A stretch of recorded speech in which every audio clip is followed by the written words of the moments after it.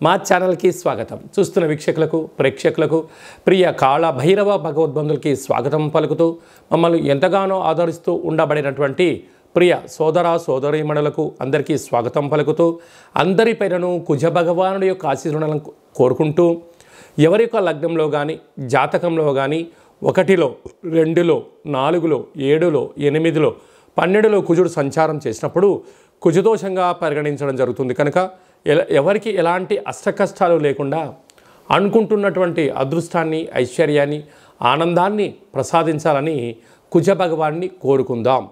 ఈ కుజ భగవానుడు ఏడాది తర్వాత కర్కాటక రాశిలో నీచభంగ రాజయోగ సంచార స్థితి, అంటే కుజుడు కర్కాటక రాశిలో నీచబడడం జరుగుతుంది. కనుక ఎలాంటి విధి విధానాలు మనం పాటించాలి, ఆయన ఆశీస్సులు ఎలా పొందాలో కూడా తెలుసుకుందాం.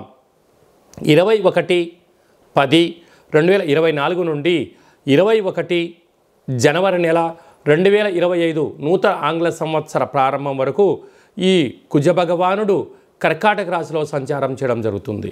కనుక కుజుడు అనగానే రుణానికి, రోగానికి, శత్రువులకు, కారాగారము, కోర్టు సమస్యలు, రుణ సమస్యలు, అకాల కరణాలు అంటే కలహాలు, చిన్న ఏ కారణం లేకపోయినను మీ పైన నింద మోపడం, అనేక సమస్యలతో కొట్టుమిట్లాడడం, మీరు మౌనంగా ఉన్నా మీరు ఏదో అన్నారని చెప్పి మీ పైన అపవాదు కలిగించే పరిస్థితి ఉంటుంది.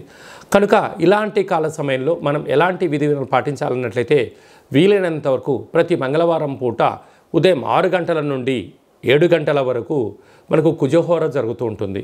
కనుక అలాంటి కాల సమయంలో సూర్య నమస్కారము, ఎరుపు వస్త్రాలు ధరింపచేయడము, కందులను ఆవుకు ఆహారంగా ఏర్పాటు చేయడము, అలాగనే బ్రాహ్మణుడికి 700 గ్రాముల కందులని దానం చేయడము, కుజ భగవానుని చుట్టూ 7 సార్లు సంపూర్ణంగా ప్రదక్షిణ చేయడము, వీలైతే అంగారక స్తోత్రాన్ని, రుణ విమోచన స్తోత్రాన్ని పారాయణం చేయడం వలన అనేక రకాల సమస్యలు తొలగిపోతాయని చెప్పి గమనించాలి.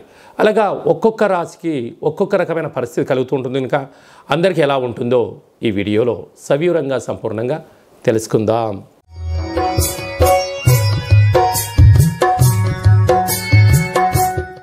వృషభ రాశి వారికి 3వ స్థానంలో కర్కాటక రాశిలో నీచ సంచార స్థితిలో కుజ భగవాను ఉండడం వలన తల్లిదండ్రుల నుంచి ఏదో తీసుకోవాలని, తల్లిదండ్రులకు ఏది ఇవ్వకూడదని, మీ కలిగిన సంతానంతో విభేదాలు, అన్నదమ్ముళ్లతో, అక్కా చెల్లెలతో పార్ట్నర్షిప్ వ్యవహార కార్యక్రమాలు చేసేటువంటి వారందరూ కూడా ప్రలోభాలకు గురవ్వడం, ఏదో వాళ్ళు కోట్లు సంపాదించేస్తున్నారు నాకేమి ఇవ్వట్లేదు అనేటువంటి అపోహ భ్రమ కలిగేటువంటి కాలం ఇది.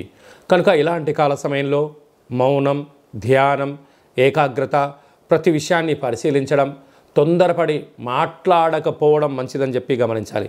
లేకపోతే ఈ యొక్క మానవ సంబంధాలు ఆర్థిక సంబంధాలు నేర సంబంధాలుగా మారేటువంటి పరిస్థితి చాలా అధికంగా ఉంటుందని చెప్పి గమనించాలి. కనుక ఇలాంటి కాల సమయంలో ప్రశాంతమైన వాతావరణం ఏర్పాటు చేసుకోవడము, సత్సంగము, దేవతారాధన, గోసేవ, ఆధ్యాత్మికంగా ఉండబడిన కార్యక్రమాల్లో పాల్గొనడం వల్ల వీటి యొక్క నెగిటివిటీకి దూరమయ్యి ప్రశాంత జీవితానికి స్వాగతం పలుకుతారు అని చెప్పి గమనించాలి. ఈ కుజ భగవానుడు జాతకంలో ఒక్కొక్కరికి ఒక్కొక్క రకమైన సంచార స్థితిలో ఉంటాడు. పుట్టినప్పుడు ప్రస్తుత కాలమాన ప్రకారంగా ఇలా కర్కాటక రాశిలో నీచమైనటువంటి స్థానంలో సంచారం చేయనప్పుడు అనేక రకాలుగా మానసికమైనటువంటి, శారీరకమైనటువంటి, సీజనల్గా వచ్చే వ్యాధులు వచ్చే అవకాశాలు కూడా చాలా అధికంగా ఉంటాయి. కనుక ఇలాంటి కాల సమయంలో వీలైనంత వరకు మౌనం, ధ్యానం, ఏకాగ్రత, ప్రతిరోజు కుజహోర ఉంటుంది. అలాంటి కుజహోరలో వీలైనంత వరకు ప్రయాణం చేయకపోవడం, అప్పులు ఇవ్వకపోవడం, అప్పులు తెచ్చుకోకపోవడం చేయడం వలన 90% వరకు ప్రమాదాలను, ఆపదలను నివారణ చేసుకోవచ్చు అని చెప్పి గమనించాలి. అలాగనే అంగారకుడు అంటే ప్రతి దేవాలయంలో, శివాలయంలో నవగ్రహాలు ఉంటాయి. మీ పేరుపైన ప్రతిరోజు అర్చన చేయించుకోవడం కుదరలేదు, ప్రతి మంగళవారం పూటన స్వామివారికి అర్చన చేయించి ఎరుపు వస్త్రాలను అలంకారం చేయించి ఆ కందులను దానం చేయడం వలన సకల దోషాలు తొలగిపోతాయని చెప్పి గమనించాలి.